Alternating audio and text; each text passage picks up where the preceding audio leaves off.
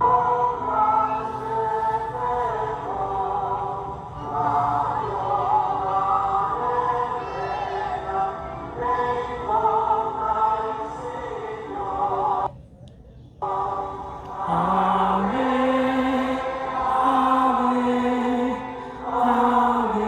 Maria, Ave, Ave, Ave Maria. Bonjour à tous et à toutes et bienvenue à notre rendez-vous quotidien consacré à la méditation de la parole de Dieu. Une nouvelle semaine commence au lendemain de la fête de l'Assomption de la bienheureuse Vierge Marie. Nous sommes aujourd'hui le 16 août 2021. Vous faites bien de vous connecter. C'est parti pour une autre édition de la halte spirituelle pour la journée. Installez-vous bien, que l'Esprit nous conduise dans la découverte du trésor spirituel de ce jour en Matthieu chapitre 19, versets 16 à 22. C'était un jeune homme d'une grande moralité, il avait tout fait bien, ou du moins rien de mal, il avait gardé tous les commandements depuis sa jeunesse, il était encore mieux que cela. Il n'avait pas sombré dans l'autosatisfaction, il cherchait encore. Que me manque-t-il encore ? Jésus ne lui a pas donné une liste supplémentaire de commandements. Au lieu de cela, il lui dit « Viens, suis-moi ». Il n'a pas dit où il allait ni ce qu'il allait faire. C'était donc ouvert, très peu clair. Les lois et les règles sont synonymes de clarté. La clarté est très rassurante et très utile quand on n'essaie pas d'en vivre. La plupart d'entre nous connaissent quelques personnes à l'esprit clair qui ont totalement gâché leur vie, et celle des autres aussi. Se référant à la loi de Moïse, Saint Paul a écrit « Personne ne peut être justifié en observant la loi ». Si la loi peut nous justifier, la mort du Christ est inutile. Nous sommes en Galates au chapitre 2, verset 16 et verset 21.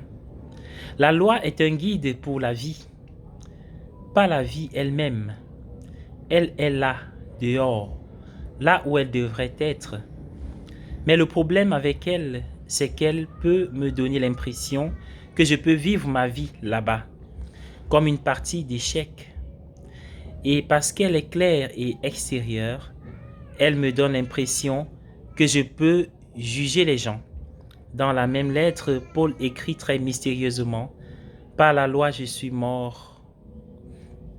Oui, par la loi, je suis mort, mais mort à la loi. » C'est en Galates 2, 19. C'est l'une de ces phrases dures semblables à un koan qu'on ne peut pas passer sous silence. Il était un initié de la loi. Pour ce qui est de la justice sous la loi, dit Saint Paul, j'étais irréprochable. Philippiens 3, 6. Elle lui a donné son pouvoir, son prestige, sa position. Elle a fait de lui un leader, un zélateur. Elle lui a donné son identité, puis il s'est libéré de la loi en allant jusqu'au bout de celle-ci. Contrairement au jeune homme riche de la lecture d'aujourd'hui, il a renoncé à cette richesse pour suivre Jésus dans un avenir incertain. S'il avait été moins enthousiaste à l'égard de la loi, il y serait probablement resté toute sa vie. Ce n'est pas en y découvrant des failles qu'il en est venu à bout. Jésus aussi a dit qu'il n'était pas venu pour mettre de côté la loi, mais pour l'accomplir. Matthieu 5, verset 18 ou Luc 16, verset 17. Une loi ne s'accomplit pas dehors par une observance extérieure et encore moins sur une page. La loi est accomplie dans une vie. Un maître zen a demandé à un étudiant si une personne éclairée était soumise à la loi de la causalité ou si elle en était libérée. Faites votre choix, mais la vérité est que nous faisons qu'un avec la loi de la causalité. Ce n'est que si vous pensez qu'elle est extérieure à vous que vous pouvez vous demander si vous en êtes libre ou si vous y êtes soumis. Saint Paul dit qu'aucune loi n'est faite pour le juste.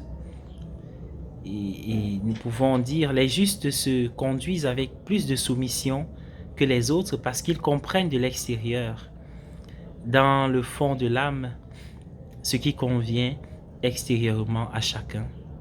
Et ils considèrent toutes choses en conséquence. La raison pour laquelle ils sont sans entrave est qu'ils font librement, dans une attitude de détachement, ce que les autres font sous la contrainte. C'est pour les parvenus à une nouvelle forme plus claire de la loi. Il écrit « Je vis maintenant non pas de ma propre vie, mais de la vie du Christ qui vit en moi » Galates 2:20.